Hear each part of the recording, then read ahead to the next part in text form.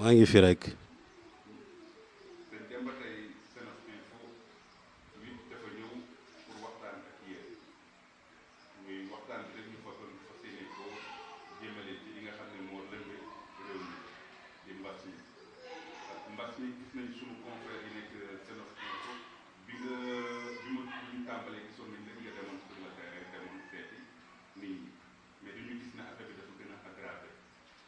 te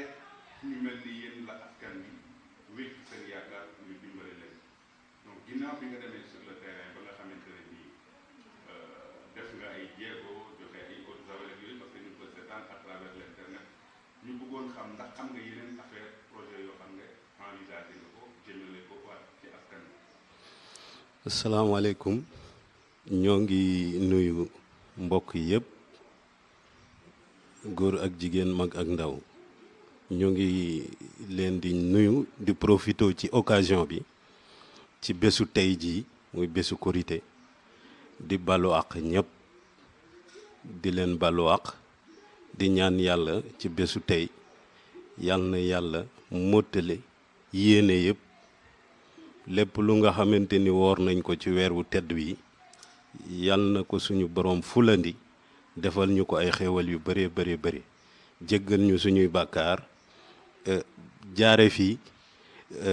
bu ñu jéggalee mu jële fii li nga xamante ni mooy mbas mi nga xamante ni moom moo lëmbe àdduna te sonal lu lool ci Sénégal gii ndax doomu aadama yi sonn nañu boobu ak léegi liggéey amatul nit ñaa ngi toog seeni kër ñu bëree bëri am na ñoo xamante ni alors amuñu sax lu ñu toggee añ mbaa reer donc yëf yi metti na kon ñu ngi ñaan yàlla ci bés bu tedd bii muy bésu korité tey yal na suñu borom mi nga xamante ni moom moo ko fi indi yal na ko fi jëlee ci jàmm ak salaam ba nit ñi mën a dellu ci seeni yëngu-yëngu. Bu ma ñëwee ci question bi nga posé mooy ci wàllu mbas mi nga xamante ni moo fi nekk booba ak léegi bi yàlla dogalee mbas moomu dugg si ci suñu réew mii muy Sénégal le 2 mars booba ak léegi bi mbir mi amee vraiment ñun en tant que acteur politique jóg nañu dugg ci askan wi xool lan lañ leen mën a jàppalee bi mu amee def nañ suñu kem kàttan gis ne bi ñu dawalee tuuti dañu tëjoon école français yi ñu wax xale yi nañ dellu ci seeni kër ñu wax nit ñi aussi nañ toog seeni kër yàlla dogal sunu réew nekkul école français kese moo fi ne mais am na ay daara yooyu ñu am ay xale yu taalibe yoo xamante ni ñoom it amuñu leneen lu dul seeni sëriñ bu ñu xëyee dañ leen di bàyyi ñoom ñu dem yelwaani te comme dañu toogloo nit ñi seen kër te ñoom amuñu doole mënuñu ñàkk yóbbu wax xale yi ñu dem yelwaani ñun ñu amoon xalaatu nañ dem dimbali daara yooyu jàppale leen ba ñoom seeni xale feebar bi bañu dugg ci biir daara yooyu bi loolu amee nag ci commune Malicounda amoon na ay daara yu bëree bëri surtout ci village bi ñuy wax Faloox alors ñun jógoon nañu topp daara yooyu yóbbul leen eau de javel ak eau de javel ak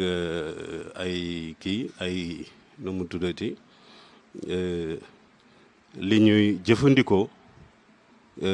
mooy pour ñoom ñuy mën di raxas seeni loxo ay omo ay saabu loolu yóbbu nañ ko ci daara yi pour que xale yi buñ demee ba ñëw ñu mën di raxasu mën di fóot seeni yére ñu mën a toppatoo seen kii daal ba feebar bañ caa dugg boobu action defoon nañ ko fi alors biñ ko defee itam gis nañu ne vraiment ñoom ñi nga xamante ni ñooy sëriñ daara yi apprécier woon nañu geste boobu donc geste la bon boo xamante ni vraiment ñun gisoon nañ ne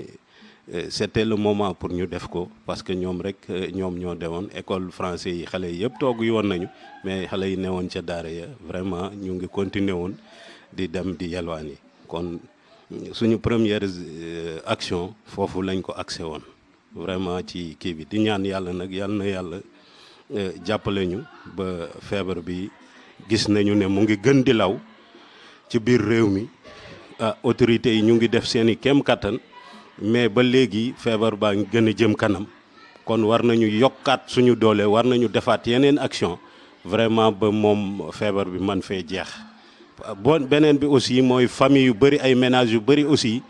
loru nañu sonn nañu kon yooyu ménage aussi war nañ leen mën a taxawu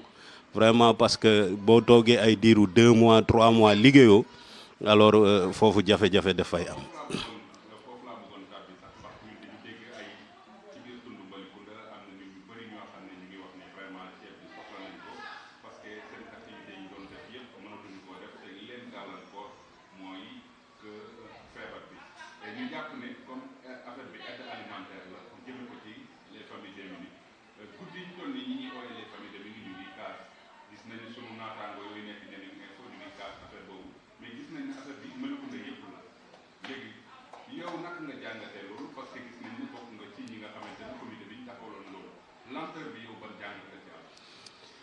waaw lenteur bi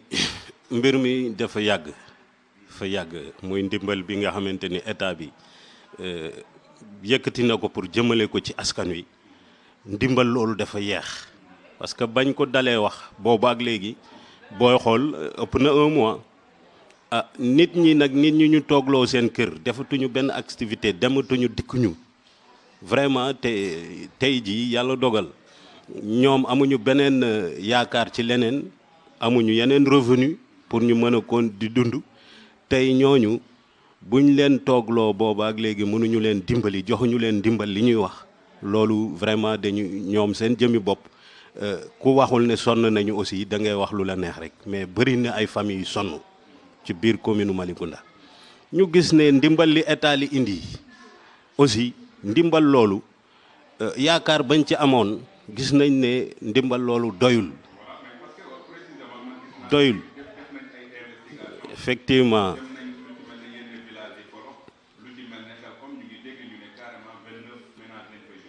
voilà foofu laa bëgg ñëw dama ni pour expliquer rek ndimbal li doyul parce que la état bi indi mënul satisfaire ménages yi nga xamante ni loru nañu parce que boo jëlee commune Malicounda yàlla dogal na man convoqué woon nañ ma ci comité communal de distribution des vivres def naa ci ak ñoom avec le maire ñaari réunion yoo nga xamante ni def nañ ko à la mairie pour ñu mënoon a saytu xool nan la ñuy mën a def ba vraiment ndimbal loolu ñu mën ko jox nit ñi. réunion yu ñu fa jot a def ci sama gis-gis mooy boo jëlee toute la commune de Malicounda mooy les 22 villages 4000 et quelques ménages moom lañ ko accordel ci biir 4000 et quelques ménages yooyu alors 2000 et quelques yi moom mooy ñi nga xam ne moom la ñuy wax ne ñoom ñoo ay bourse familiale ñiñ ko doon jox ñooñu d'office dañ leen di jox loolu donc ça va rester 2000 et quelques ménages alors sur les 22 villages de Malicounda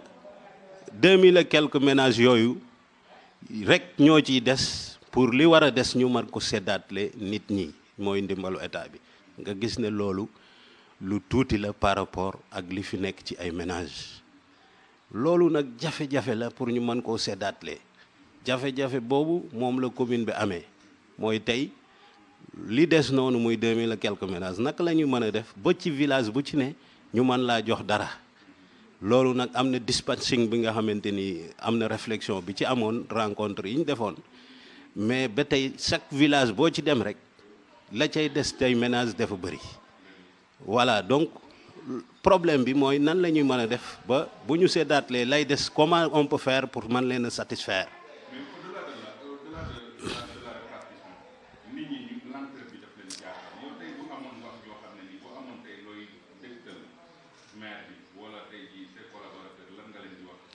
waaw mais yeexaay bi jàpp naa ni nekkul sax ci maire bi ndax ndimbal lee yembagul xam nga ndimbal luñ lay indil te yembagut naka lañ koy joxe def nañ ay réunion de préparation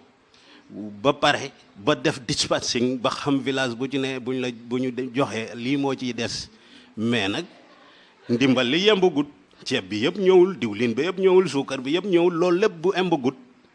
yaakaar naa ne duñ ko mën a joxe te loolu moo ci nekk tey état bi la mu waxoon ak diir ba ñu waxoon ba léegi nii maanaam acheminé guñu lépp pàcc ci commune yëpp ba loolu yëpp mën a yegg ba commune ya joxe.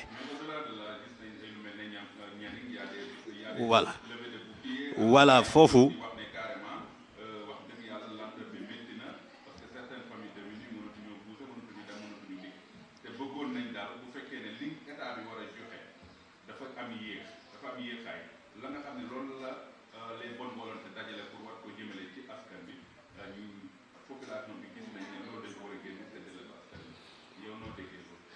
waaw loolu niñ ko déggee mooy loolu rek mooy maanaam tey yeexaay ba indi loolu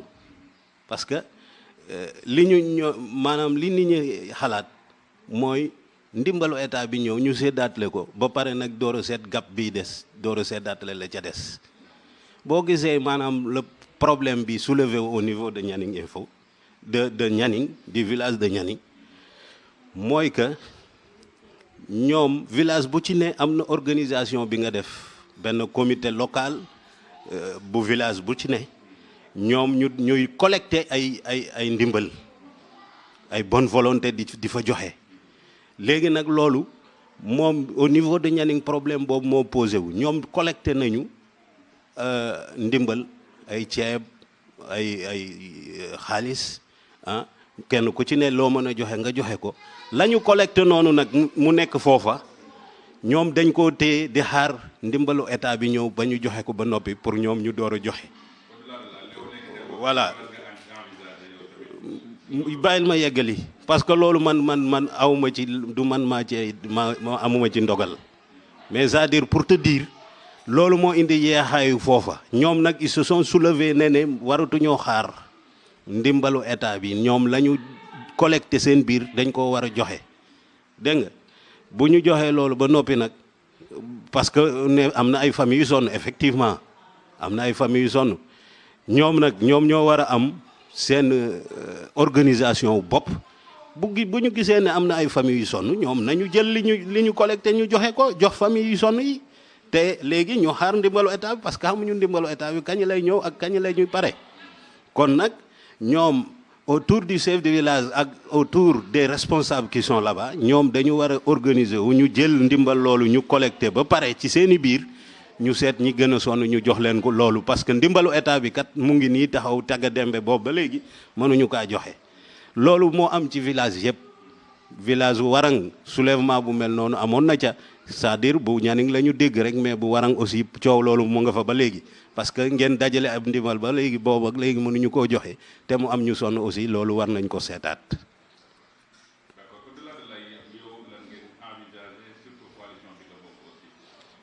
waaw coalition bi ñu bokk on est en train de réfléchir lan la ñu mën a def ba aussi ñu def benn geste pour mën a dimbali ñi nga xamante ni aussi problème bi nga xamante ni moom moo fi ne muy problème mu feebar bi ñu def benn geste loolu ñu ngi koy envisager ñu ngi ciy réfléchir au moment venu dinañu yëkkati li ñi nga xam ne waxtaane nañ ko ba pare ñu mën koo joxe loolu moom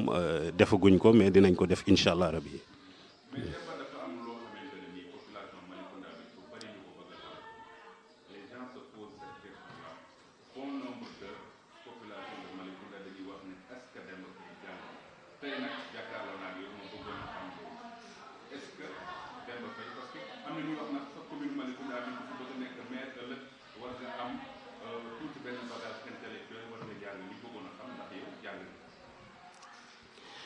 waaw bon cette question ñi koy poser dañu xamut xëy na dañu xamut mais kuy demander Demba Faye ndax jàng nga yaakaar naa ni kooku yàggul ci biir commune Malicounda ndax man sama carrière yëpp dama ko sama jeunesse yëpp ci njàng laa ko def booy seet ba mu amee 7 ans lañ ma dugal école laa jóge fii ci Malicounda ñu yóbbu ma Mbour jàngewuma Malicounda fii parce que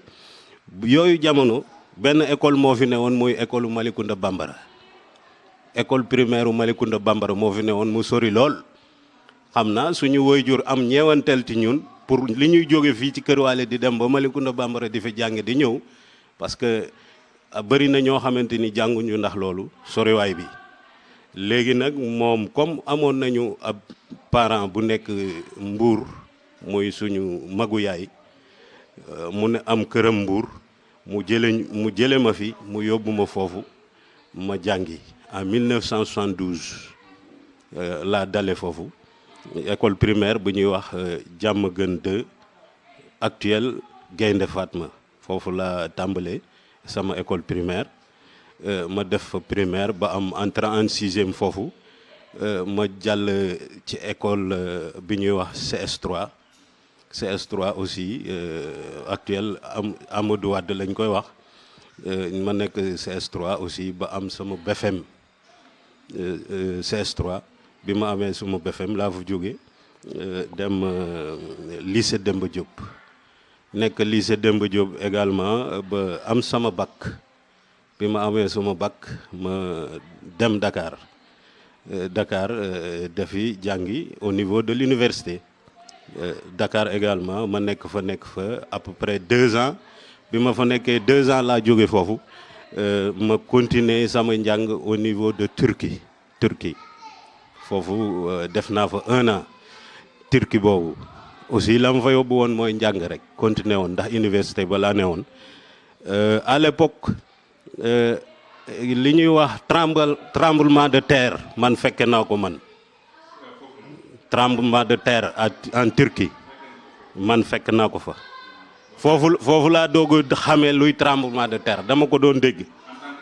en tant qu'étudiant dama ko doon dégg mais bi ma nekkee Turquie laa xam luy tremblement de terre ndax suuf si dafa yëngu woon boobu temps ñu ngi nekk ci campus universitaire bi ci 4e étage benn guddi ñu jékki-jékki rek ba mu mel ne étage bi day jëm ci suuf mu balancé wu dellu siwaat lamp yi ne karaj coupé yuuxu yi jib kenn ku ci ne ngay seet fooy jaar pour wàcc ci suuf booba ñu ne suuf si dafa yëngu booba boo gisee fa ma dëkkee woon muy Istanbul foofu jotu faa def benn effet parce que tremblement de terre mën na am cim réew mais mu am dëkk bi mu def effet foofu y avait bi mu amee ay 1000 et quelques personnes yu ca dee effectivement léegi 1000 et quelques personnes ci dëkk ba mu defee effet ñu bëri foofu dañu suulu dee ñun nag yëg nañ ko ndax yëngutu na ba ñu xam ne lii lu yëngu la ñu daw wàcc ci suuf def nañ 1 semaine ci biti la ñuy fanaan ci ay tente kenn ñemeetu la dugg ci biir néeg yi voilà donc foofu laa xamee luy tremblement de terre ñu bëri nag xamuñu ko ndax amul fii Sénégal mais ci réew yooyu daf fay faral di am waaw.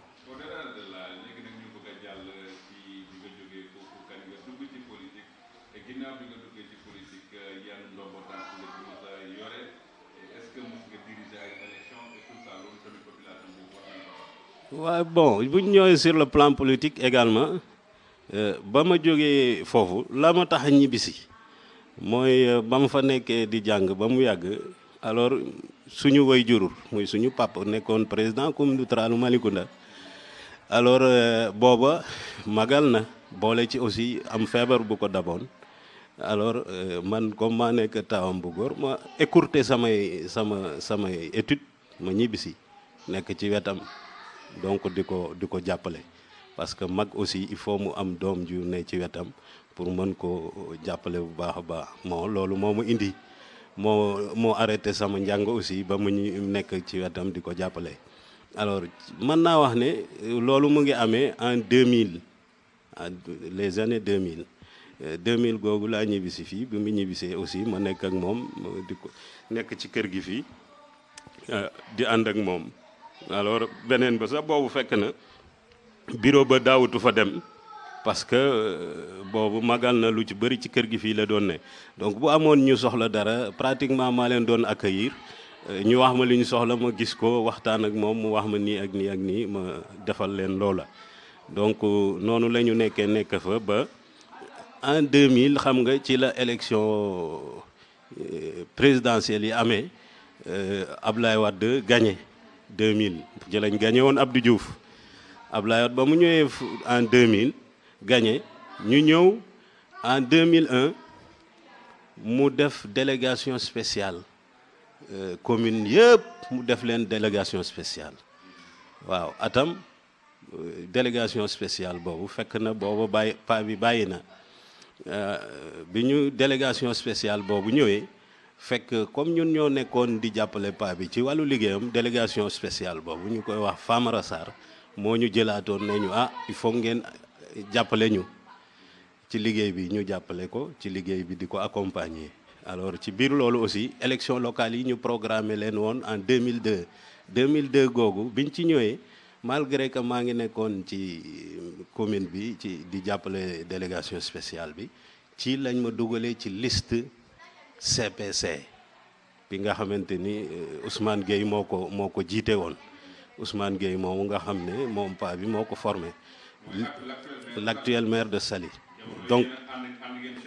waaw jamono yooyu ñoo ci laa door a duggee sax en quelque sorte ci politique parce que ñoo ma dugal def ma ci liste yi biñ ma dugg boobu xaw ma woon dara ci politique ndax mosuma ko woon di def ci lañ doon àndee mais ànd ba sax booba franchement donc engagé wu ma woon noonu parce que li ci ëpp maa ngi doon nekk di ànd ak di jàppale délégation spéciale bi ci liggéey bi sur le terrain de temps en temps lañ doon dem mais li ci ëpp ñoom ñoo doon dem yàlla dogal élection yi ñëw alors suñu liste gagné maanaam liste CPC boobu mu gagné woon bi mu gagné nag ñu ñëw ci communauté rurale bi ba ñu defee élection ñu fal Ousmane en tant que président de la communauté rurale comme PCR bi ñu ko falee comme PCR aussi moom mu jëlaat ma dugal ma ci équipe bi comme rapporteur de la commission domaniale donc ma jël commission bi mu def ma comme rapporteur bi Mamadou Sylla nekk président bi ak Thiewale Cissokho nekk membre on était 3 personnes dans le bureau mooy man en tant que rapporteur Mamadou Sylla président et Thiewale Cissokho membre ci la ñu ànd aussi ñu accompagner ko ci mandat boobu mu continuer mandat bi ñu nekk ak moom ba mandaam jeex bi mandat bi jeexee ci njeexital bi ci la président Abdoulaye Wade érigé commune bi encore beneen délégation spéciale beneen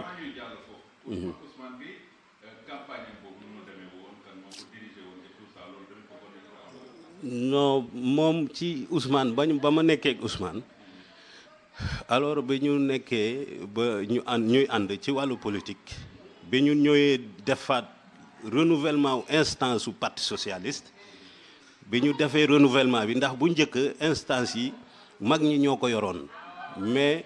ci événement Ousmane moom bi mu ñëwee comme mag ñi ñu bëri bàyyi nañu ñun ñoo fa desatoon en tant que jeune bañ ñëwee nag en tant que jeune ñu ñëw di renouveler instance yi ci lañu moom Ousmane ñu nekk def ko président wu section communauté rurale Malicounda man ñu def ma vice président bi maanaam vice président wu section communauté rurale Malicounda section PS. alors bi ma nekkee vice président bi ci la ñu ànd di cheminer donc pendant élection yi jot a jaar ci époque Ousmane yëpp alors man maa doon nekk directeur de campagne am maanaam man la defoon en tant que directeur de campagne am man Ousmane waaw mën naa ne tey ci wàllu politique li ma ci xam lu bëree bëri mu ngi jaaree ci loxo Ousmane moom yàlla dogal na day wax à chaque fois suñu papa moo ko formé ci wàllu politique moo ko tete mais man it mën naa revenir wax ne moom it moo ma tete ci wàllu politique ndax voilà ndax ci bëree bëri wax naa la ne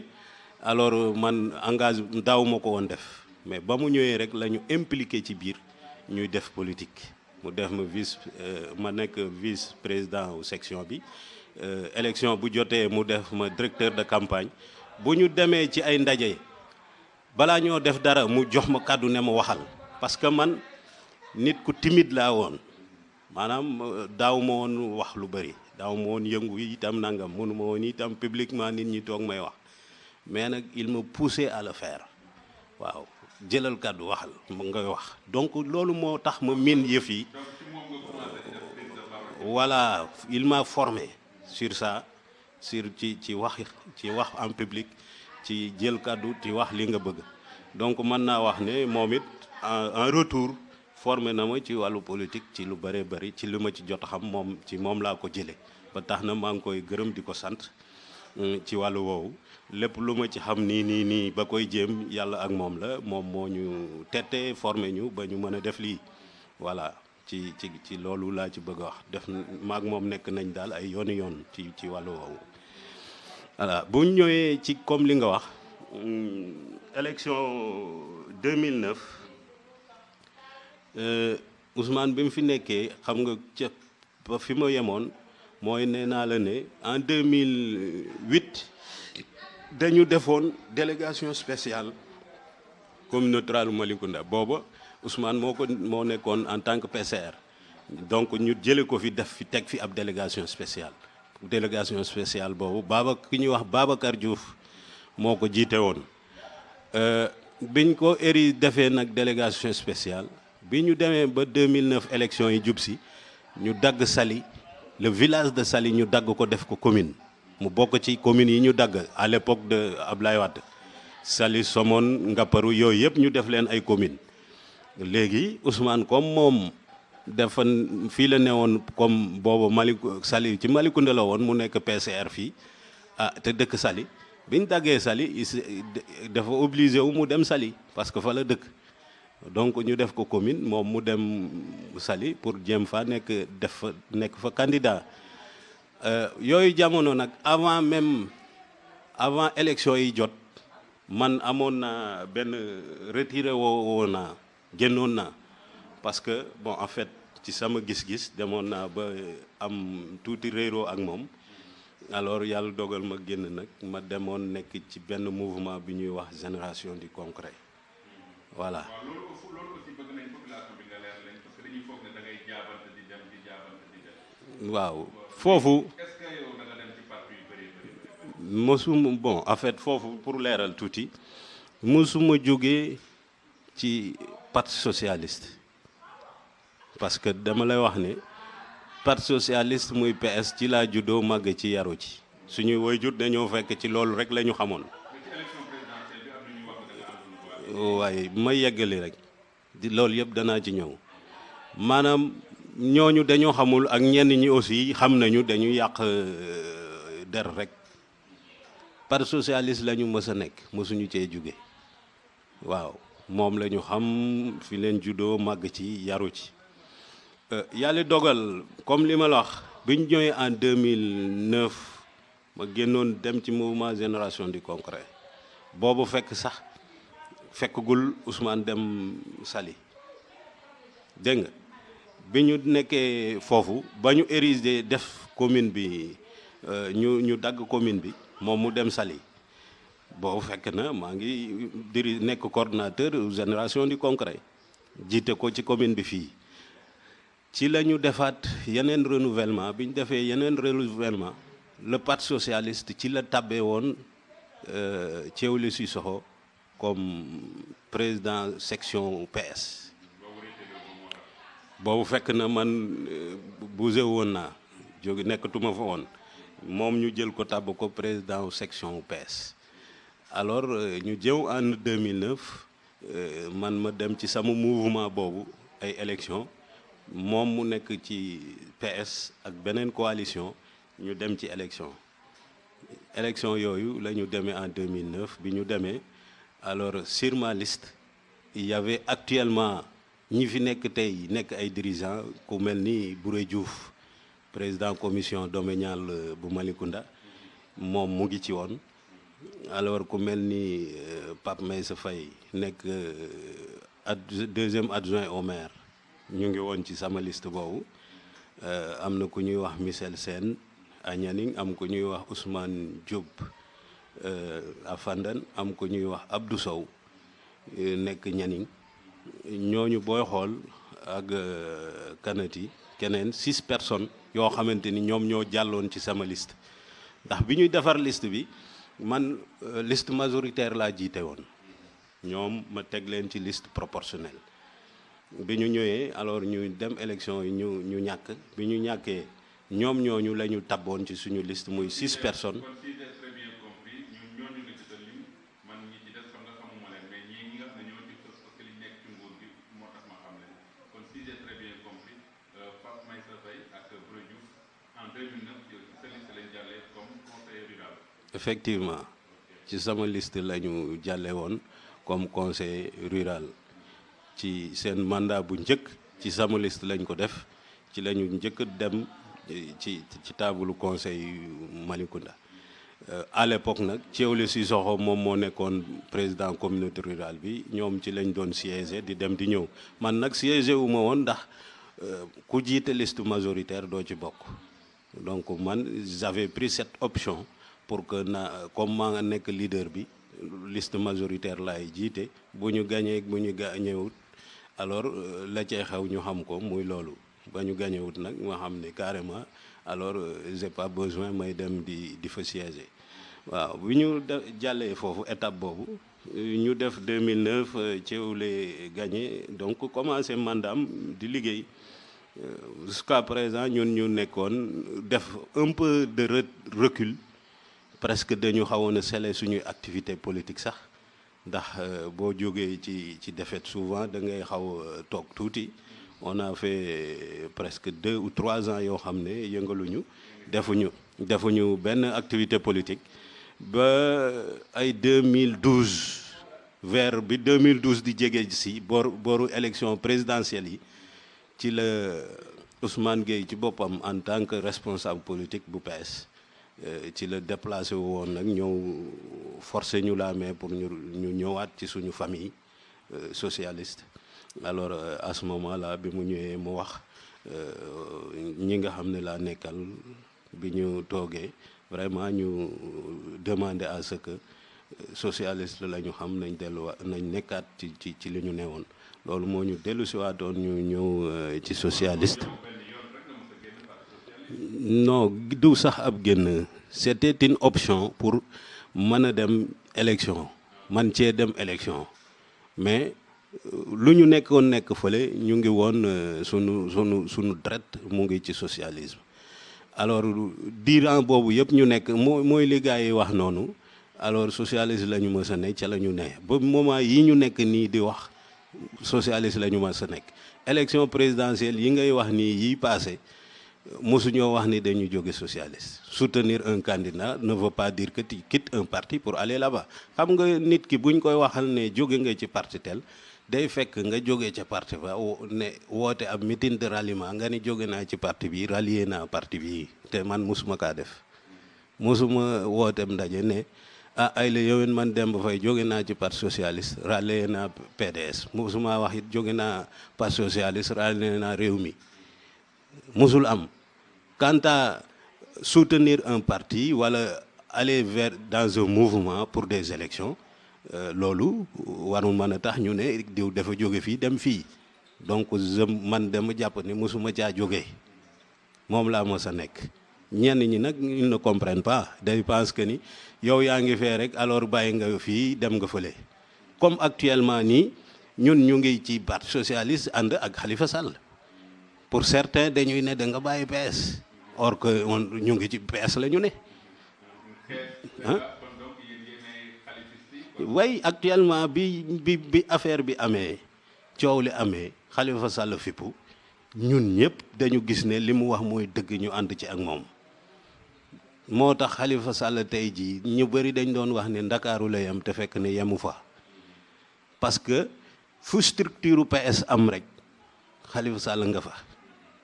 parce que gis-gis yi ñoo xaajaloo ñii dañu jàpp ne waruñu parti socialiste parti bu mag la warul dem di toppe warul dem maanaam di topp parti APR bu juddu barki démb option ak objectif am mooy mu demaat élection jëlaat réew mi waaye warul di topp ci benn parti di ko jàppale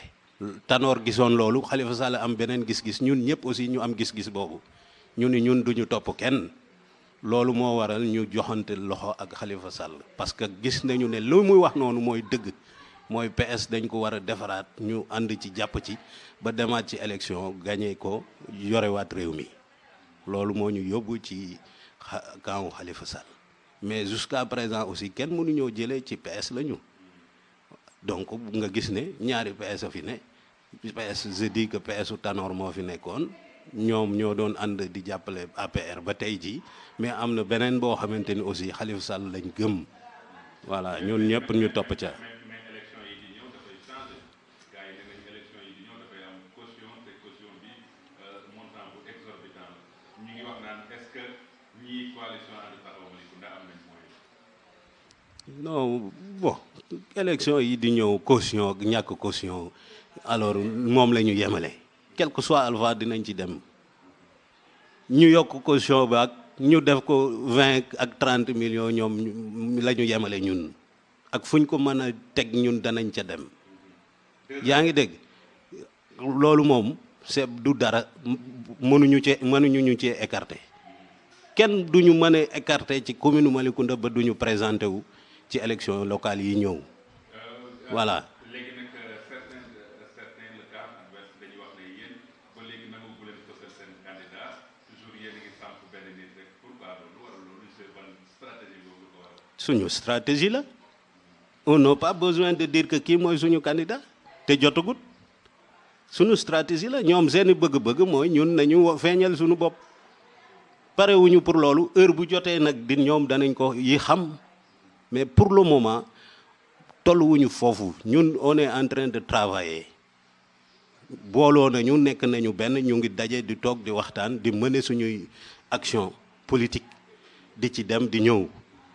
nekkaguñu nag fi ñuy toll di wax naan kii lañu mooy suñu candidat kii mooy suñu candidat on est des responsables on est des leaders chacun est en train de travailler dans sa zone je pense que le moment venu dinañu wax ne kii mooy jiitu kii mooy topp mais pour le moment tollaguñ ci ndax ñoom am nañ seen stratégie bopp gis nañu ne tey jii seen mentor muy seen président moom kenn ñemuloo wax kan mooy nekk candidat am ndax dana briguer troisième mandat wala du ko briguer kenn sañu koo wax du stratégie boppam la téye foofa ñu nit c'est la même chose ici tey dans la commune de Malicounda il y aura un candidat de la coalition ànd taxawu Malicounda mais pour le moment on est en train de travailler ñun ñëpp ñun leaders yi joxante nañu loxo ñu ngi liggéey suñu liggéey te am nañ yaakaar ne bu jotee dinañ waxtaanaat ba teg kenn ñu àndandoo ñun ñëpp liggéey gagner gérer commune bi.